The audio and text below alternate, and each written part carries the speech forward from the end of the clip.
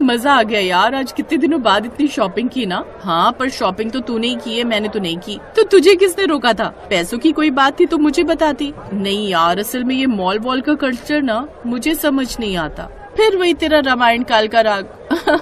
अच्छा चल बता क्या पिएगी?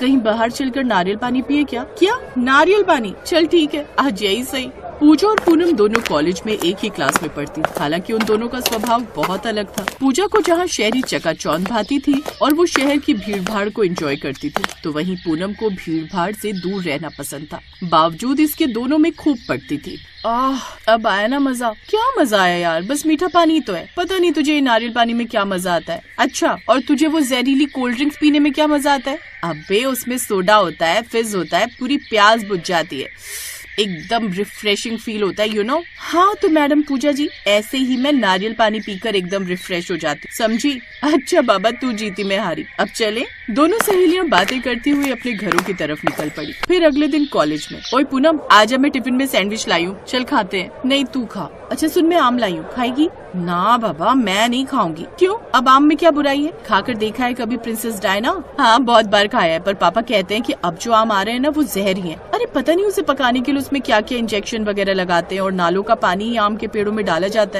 है। नालों का पानी? और नहीं तो क्या। तू खुद सोच, यहाँ शहर में पीने के लिए तो साफ पानी मिलता नहीं है, ऐसे में पेड़ों में क्या मिनरल वाटर डालेंगे? हाँ बात तो तू सही कर रही है, लेकिन ये आम शहर के नहीं है, बल्कि ये तो गाँव से आए हैं। हमारे पड़ोसी अंकल है ना, वो अपने गाँव गए थे तो वहीं से लाए। एक बार खाकर तो देख, मजा ना आए तो कहना। और वो आम वाकई बहुत स्वादिष्ट थे। फिर आम खाने के बाद सच्ची यार कितने सालों बाद मैंने ढंग का आम खाया है। असली आम तो गांव में ही मिलता है। हाँ तो अगर गांव के आम रोज खाने हैं तो फिर भैया गांव के छोरे से शादी करनी पड़ेगी, फिर खाते रहना डेली आम। ये भी सही है, पर गांव में मॉल और सिनेमा हॉल वगैरह तो होते हैं ना। पूजा की बात सुनकर उसकी सहेली पूनम भी हंसने लगी। वो जानती थी कि पूजा को गांव बिल्कुल अच्छा नहीं लगता था, लेकिन किस्मत तो अलग ही खेल खेलती है। पूजा के पापा के दोस्त गांव में बड़े किसान थे। वो दोनों बचपन में साथ ही पढ़े थे। बाद में पूजा के पापा शहर आ गए और वहीं बस गए। बीतते वक्त के साथ दोस्ती रिश्तेदारी में बदल गई, और फिर पूजा की शादी अरुण के बेटे आरुष से हो गई। और फिर शादी के बाद मुझे पता चला कि तुम्हें गांव बिल्कुल पसंद है।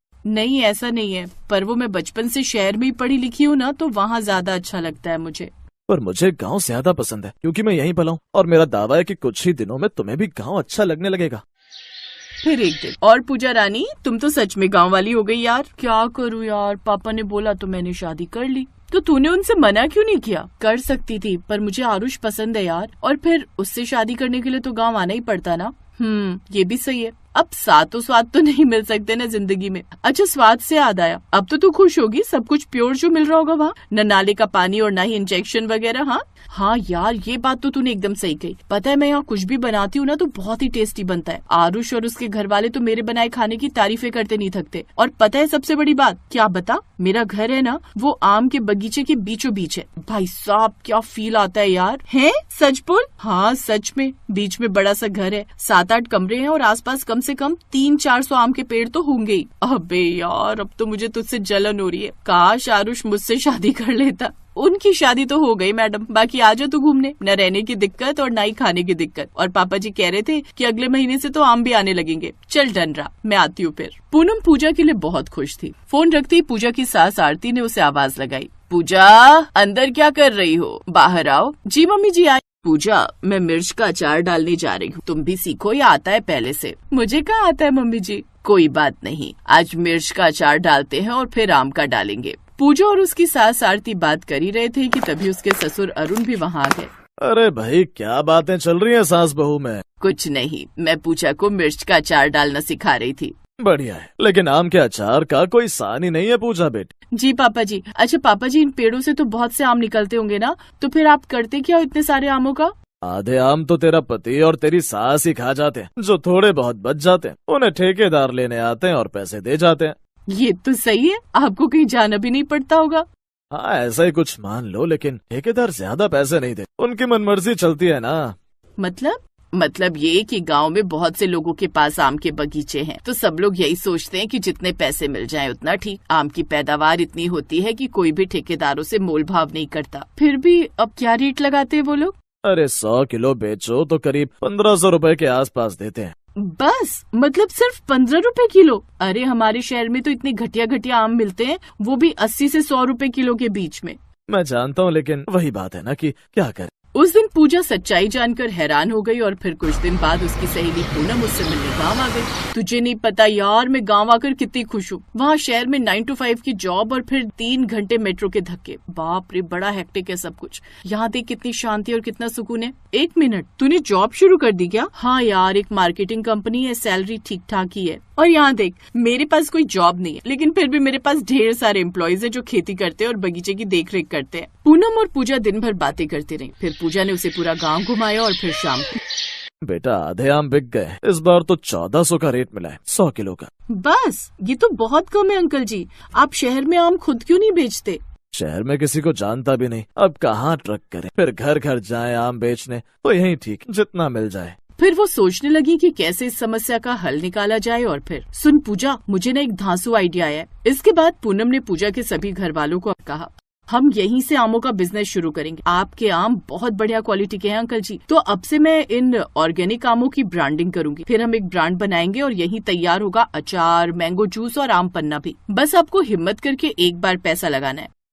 मैं उसके लिए तैयार हूँ। और फिर पूरे गांव की समस्या खत्म हो जाएगी। देखना कैसे शहरी लोगों को ये देसी आम और उनसे बने प्रोडक्ट पसंद आते हैं। सभी को पूनम की बात अच्छी लगी। फिर अगले ही दिन से पूजा और पूनम लाइसेंस और बाकी चीजों की तैयारी में जुट गई। फिर कुछ दिनों के बाद, तुम्हारा बहुत बहुत धन्यवाद पूनम बेटी, तुमने तो गांव की समस्या ही खत्म कर दी। सबको रोजगार मिला और ढेर सारा पैसा भी। पूजा, मुझे तेरी सहेली पर गर्व है बेटी। हाँ पापा जी, ये सब मैंने तो सिखाया है इसे। वैसे अगर गांव में ही रुक जाती तो अच्छा होता पूनम बेटी। मन तो मेरा भी अंकल जी, लेकिन शहर में नौकरी है, वहीं परिवार भी तो है। वैसे पूजा कह रही थी कि तुम्हारा मन गांव में ही लगता है। मेरे भाई का लड़का है पुनीत, बड़ा अच्छा लड़का है। आजकल उसके लिए रिश्ता देख रहे हैं। बगल के गांव में उनका भी बड़ा सा आम का बगीचा है। कहो तो बात चलाऊं। आरती की बात सुनकर पूनम शर्मा गई और पूजा के गले लग गई। अब सब खुश थे और पूनम और पूजा की खुशी का तो ठिकाना ही नहीं था।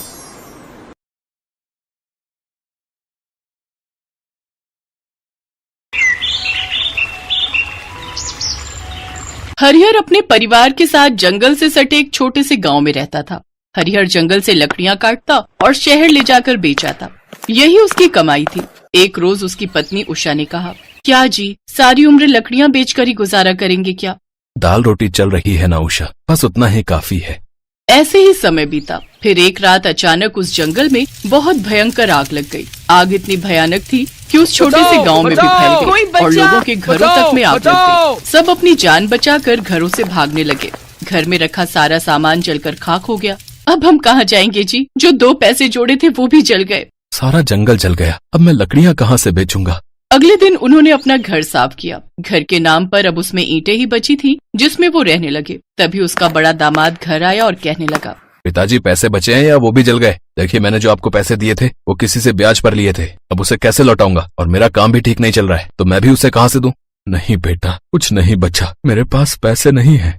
उनके पास कुछ नहीं बचा था, वो सभी भूखे थे। तभी हरिहर की बेटी सीमा की नजर अपने आंगन में बचे उस कच्चे आम के पेड़ पर जाती है। वो झट से जाती है और कुछ कच्चे आम तोड़कर ले आती है। फिर उन्हें काटकर नमक के साथ सबको खाने को देती है। वाह दीदी, ये तो बहुत स्वादिष्ट है। हाँ सच में बेटी। हाँ, लेकिन इसका स्वाद और बढ़ जाता अगर हम इन कच्चे आमों के साथ मसाला लगाकर बेचे। कैसा मसाला बेटा? वही मसाला जो जीरा, धनिया, नमक, लहसुन, काली मिर्च सब पीसकर और भी कुछ विशेष तरह का सामान डालकर हम उसको बेच सकते हैं। लेकिन सामान के लिए पैसे कहाँ से आएंगे? तभी विमला अपनी साड़ी के पल्लू में छुपाए हुए 200 रुपए का नोट निकालती है। ये आखिरी नोट बचा है जो आपने मुझे कल घर खर्च के लिए दिए थे। साड़ी के पल्लू में बंधा था इसलिए बच गया। अगर सीमा का बताया हुआ काम चल निकला तो ये पैसे फिर बन जाएंगे। फिर सीमा दूसरे गांव जाकर जरूरत का सामान ले आई। फिर एक कच्चा आम काट कर उस मसाले के साथ सबको खाने को दिया। हरिहर खुशी से बोला, अरे वाह बेटी, ये तो बहुत ही स्वादिष्ट है। मैं अभी पेड़ से आम तोड़कर लाता हूँ, फिर इस मसाले के साथ हम उसे बाजार में बेचने जाएंगे। हरिहर ने आम तोड़े और मसाला लेकर बाजार में बेचने के लिए सीमा के साथ निकल गया। कच्चे मसाला आम, कच्चा मसाला आम, आइए आइए, सिर्फ 10 रुपए में, आइए आइए। कच्चे मसाला आम, कच्चा मसाला आम, आइए आइए, सिर्फ 10 रुपए में, आइए आइए। उसके मसाले की खुशबू से कुछ ही देर में लोग उसकी तरफ आने लगे और देखते ही देखते उनके सारे कच्चे आम बिक गए। दोनों जल्दी से घर आ गए। क्या हुआ जी, आप दोनों बड़े जल्दी लौट आए? अरे विमला, आज हमारे सारे आम बिक गए और ये देखो पैसे। पैसे देख सभी बहुत खुश हुए। अगले दिन हरिहर फिर से कच्चे आम और मसाला लेकर बेचने निकल गया। हरिहर जहाँ बाजार जाकर कच्चे मसाला आम बेचने लगा, तो वहीं सीमा दूसरे गांव जाकर मसाले वाले कच्चे आम बेचने लगी। कुछ ही दिनों में उन्होंने ठीक ठाक पैसे जोड़ लिए। धीरे धीरे सीमा मसाले वाले आम के साथ साथ आम पापड़ भी बनाकर बेचने लगी, जिससे उसकी कमाई और भी बढ़ गई। एक रोज, ये लो बाबा पैसे, अब जीजा जी के पैसे उन्हें लौटा दीजिए। और बाबा, अब मैं ठेले को एक बहुत बड़ी दुकान में बदलने वाली हूँ। तभी उनके दरवाजे पर एक लड़का आया। जी, कच्चे आम का मसाला वाली का घर यही है क्या? जी कहिए, मैं ही कच्चे आम मसाले वाली हूँ। देखिए, मेरे यहाँ पैकिंग का काम होता है। सामान लेकर मैं उसे पैक करवाता हूँ और बाजार में बेचता हूँ। इसलिए मुझे तुमसे 200 आम पापड़ और 100 कच्चे आम के मसाले के पैकेट चाहिए। हाँ हाँ, मैं तैयार हूँ। फिर कब आऊँ मैं लेने? 10 दिन तो लगेंगे। 10 दिन के अंदर सीमा ने कच्चे आम का मसाला और 200 पैकेट आम पापड़ बनाकर दे दिए। अमित ने उसे बाजार में बेचा तो उसका काम खूब चलने लगा। उसने सीमा को और भी ऑर्डर देना शुरू कर दिया, जिससे उन्हें खूब कमाई होने लगी। अब दोनों अपने काम में खूब पैसे कमाने लगे। फिर एक रोज, मैं जानता हूँ सीमा, तुमने अपने जीवन में बहुत संघर्ष किया है, लेकिन अब मैं तुमसे शादी करके तुम्हारे सारे दुख दूर करना चाहता हूँ। क्या तुम मुझसे शादी करोगी? ये सुनकर सीमा ने झट से हाँ कर दी और दोनों सदा सदा के लिए एक दूसरे के हो गए।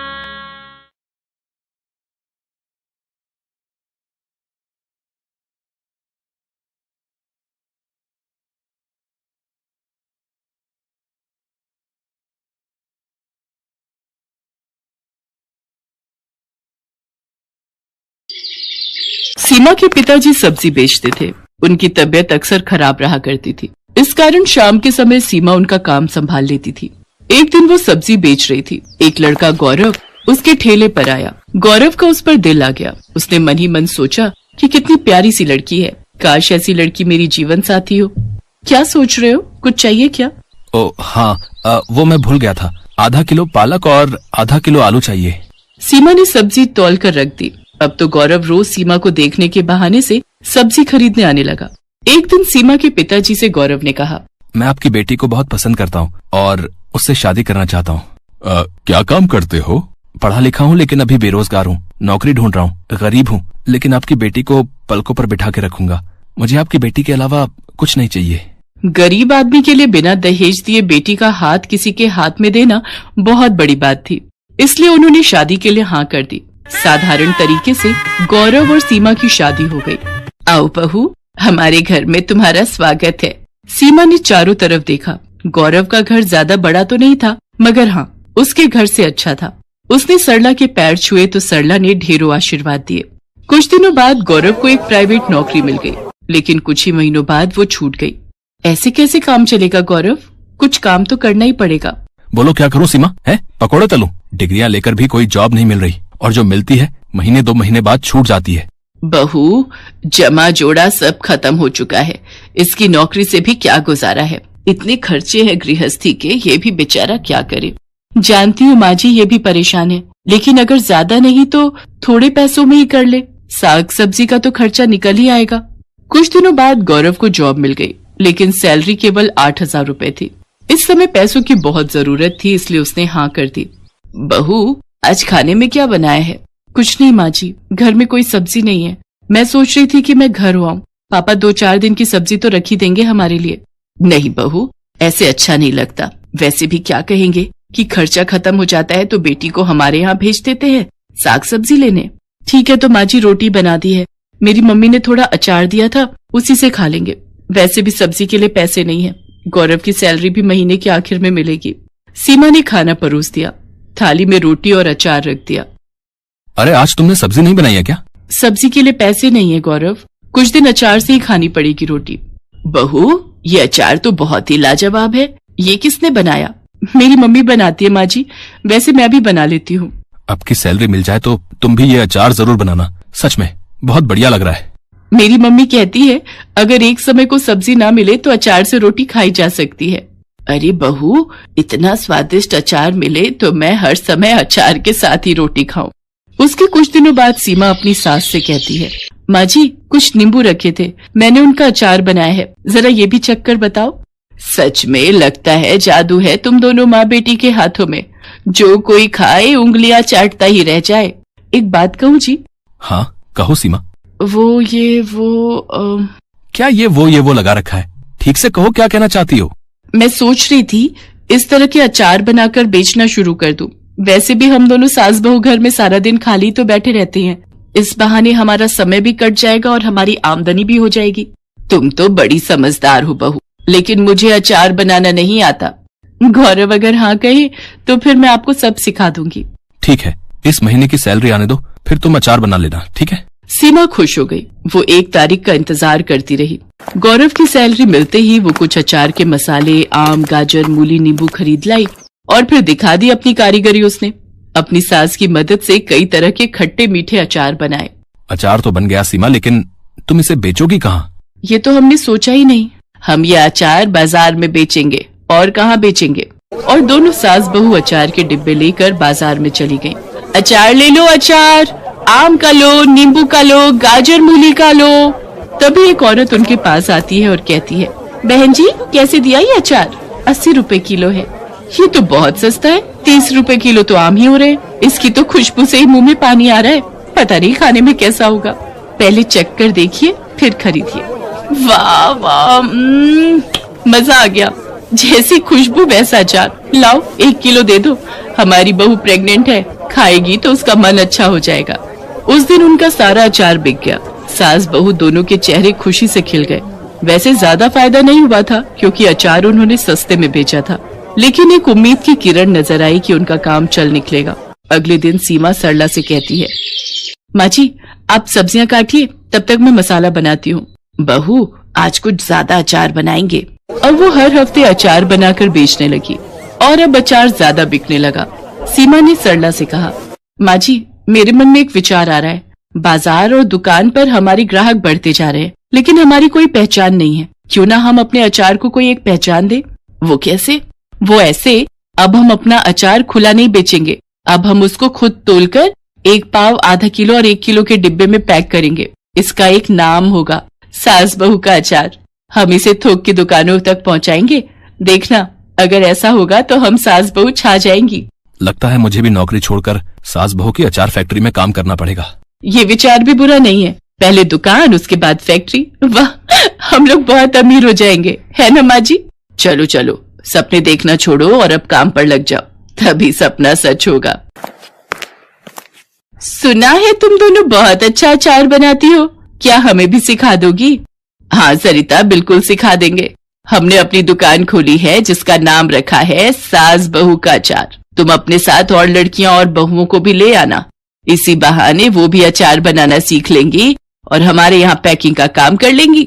इसके बदले हम उन्हें पैसे देंगे। अच्छा, फिर तो मैं कल ही 8-10 लड़कियों का इंतजाम करती हूँ। अगर मेहनत सच्ची हो तो दिन बदलने में समय नहीं लगता। सास बहू अचार की दुकान एक छोटी सी फैक्ट्री में बदल गई। गौरव ने अपनी जॉब छोड़ दी। अब वो अपनी गाड़ी से मार्केट में अचार सप्लाई करने लगा। माँ मैं तो हिम्मत हार गया था, लेकिन तुम और सीमा अचार के बिजनेस को इतनी ऊंचाइयों पर ले जाओगी, मैंने तो कभी सोचा भी नहीं था। बेटा, ये सब सीमा की मेहनत का नतीजा है। नहीं जी नहीं, ये सास बहू की मेहनत का नतीजा है।